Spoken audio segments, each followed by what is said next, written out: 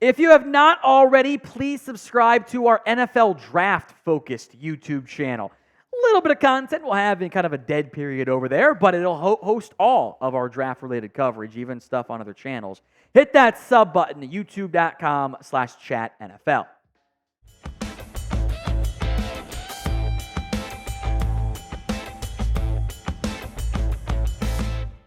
For today's show, we are taking a look at PFF's top 2025 NFL QB prospects based on their draft board.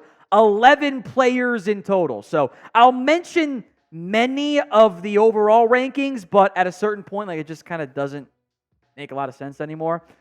First up is Carson Beck. That is PFF's number 1 QB in the way too early rankings out of Georgia. Listed at 6'4", 220. He's 21 and a half years old. Checks off the size, all that good stuff right there. He did play very well for Georgia. 72.4% completion percentage, nearly 4,000 yards, 24 TDs, 6 INTs. If the draft was today, which it's not, and that matters because this list is going to change a lot in a down quarterback class, I think Carson Beck would be the first quarterback taken. Had he been in this year's class, I don't know if he would have been a first-round pick. Maybe it would have been a scenario where if Beck was also in there, he and Bo Nix last a little bit longer because the gap feels different, or maybe not. And maybe teams get anxious and looking ahead to next year's class and they still go super early. Things to work on, absolutely, but promise from a first year as a starter for Carson. Remember, he did beat out Brock Vandagriff, who was the more hyped recruit for the Bulldogs.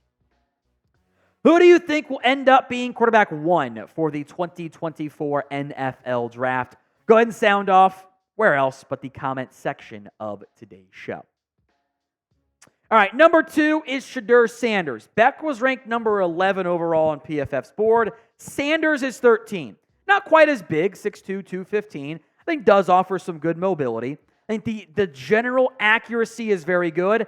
The big thing Sanders has to improve on to be a surefire number 1, pick. Beyond fair or not, seems like when quarterbacks win games more often than not. I want to see him do a better job attacking the middle of the field, attacking deep downfield, and handling pressure. Sanders isn't the best right now, and he tends to create his own pressure as well. That is an issue. If the last name Sanders makes him a lightning rod for extra focus, he is not a top 5 lock like ESPN's Mel Kiper may have proclaimed him to be, but he could go top 5, especially if he plays well. Going to be a lot of eyes on him. Number 3 is Quinn Ewers, and I would actually argue that Ewers is a more controversial prospect right now than Shedeur Sanders is. A little bit skinny, listed at 195, also 21 years old, so good stuff there. We've seen him for two years, really, as a starter. 69.0 completion percentage in 2023, 3,479 yards. Ewers, the numbers look good, got to the college football playoff. I did not put him in our first-round mock draft for a reason. His deep ball is so poor right now. I think it is a deal breaker as a first-round pick. It can get better. I hope it does. But he was not accurate throwing the ball downfield.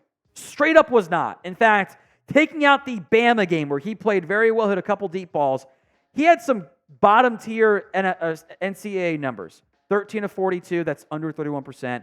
467 yards, 2 touchdowns, 1 interception.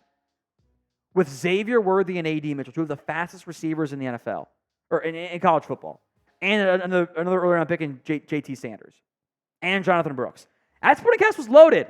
I'm very curious how he fares beyond that. The footwork is bad. I can't stand it. I think that leads to deep ball issues, but footwork's personal. If it works, if the results are better, I'd be fine with it. Results aren't there, I don't like it. It's kind of like a golf swing. Scotty Scheffler's swing works. The footwork is terrible. If he wasn't there, if he was a bad golfer, I'd be like, dude, you got to change that. But it's really good, so why would I change it? Results aren't there in the same way for Quinn. So will he be a first-round pick? Y for yes, N for no. Go ahead and sound off the pinned comment of today's video, especially if the ad comes on YouTube. Number 4, Jalen Milroe. I think Milroe has the arm strength and the athletic ability to be a very intriguing, maybe even as much as a Bama player can be, underrated prospect. It is still Bama after all. We mentioned Shedeur Sanders taking too many sacks. Jalen, my guy, be better here. His pressure to sack ratio, which can help account for bad offensive line play to an extent, is among the worst in college football. He tends to drift. He will hold the ball too long, won't feel it well. Got to be better, got to process quicker, but has a good deep ball. Want to attack middle field a bit more consistently. Got to take less sacks because sacks are drive killers, folks. Might not be as bad as an INT, but if it's second and 10 and you take a 7-yard sack, your drive's over. And more often than not, Milroe has to be better there. Number 5, I'll make note, Milroe was 39 on the big board. Allar was 61. Drew Allar out of Penn State.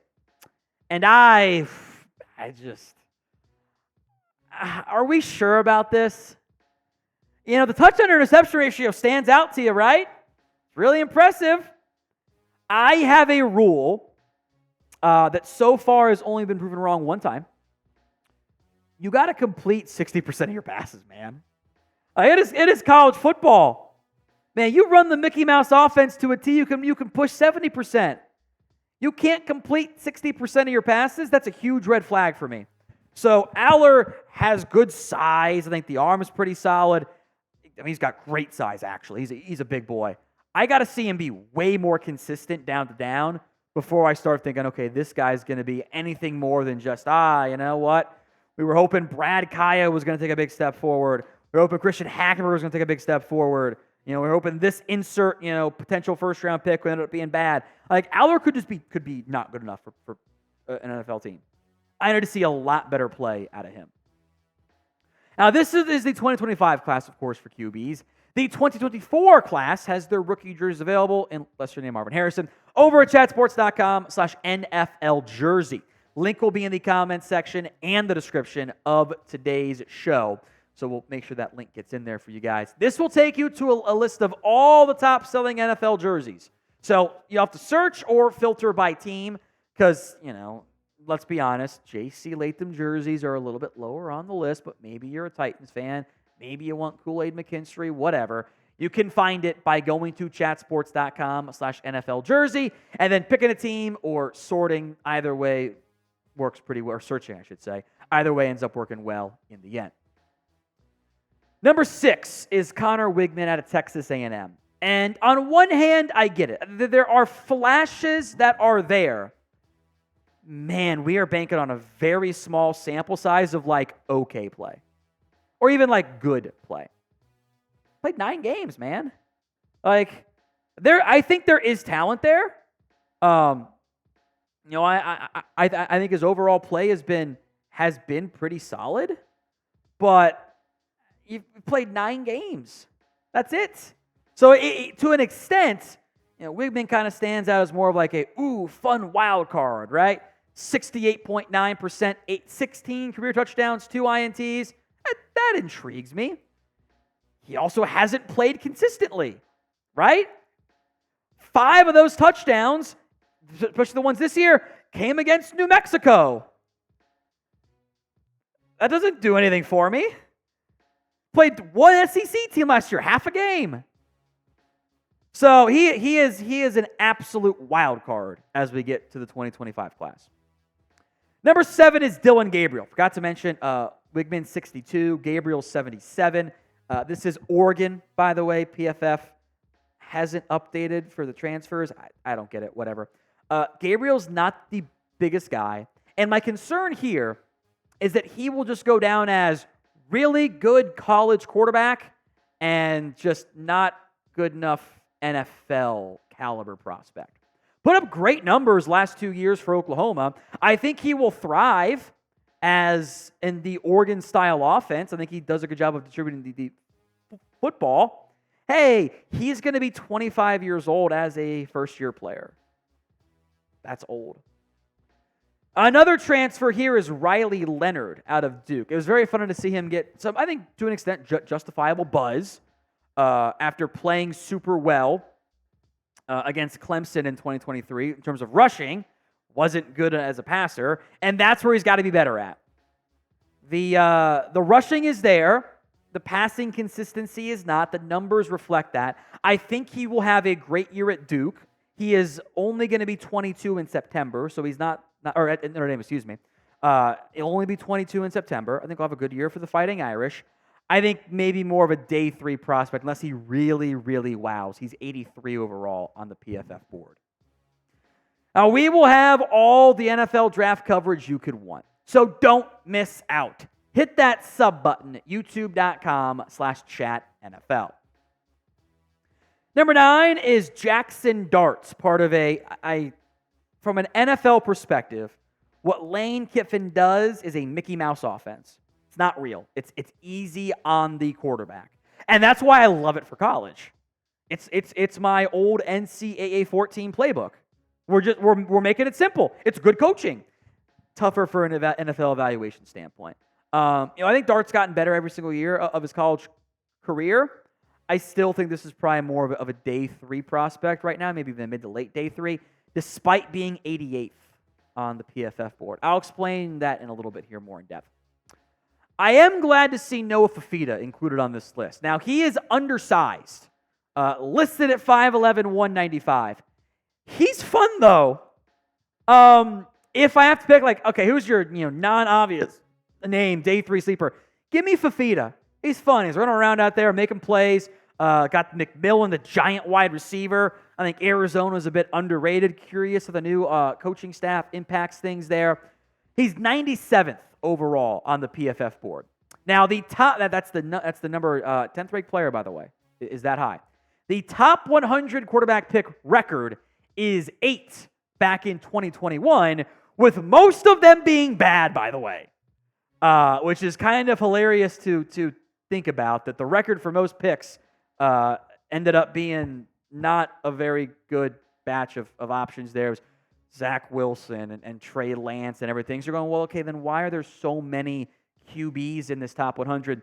PFF only has 125 players done. So that's why I didn't put the overall ranks on there. At this stage, it's kind of like, okay, this is all, guys aren't actual top 100 players.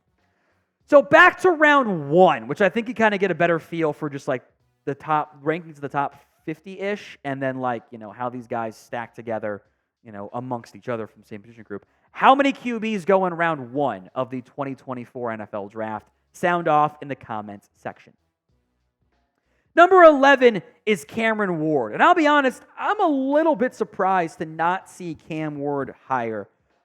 He has had an interesting path to life at where he's at right now, which is the Miami Hurricanes.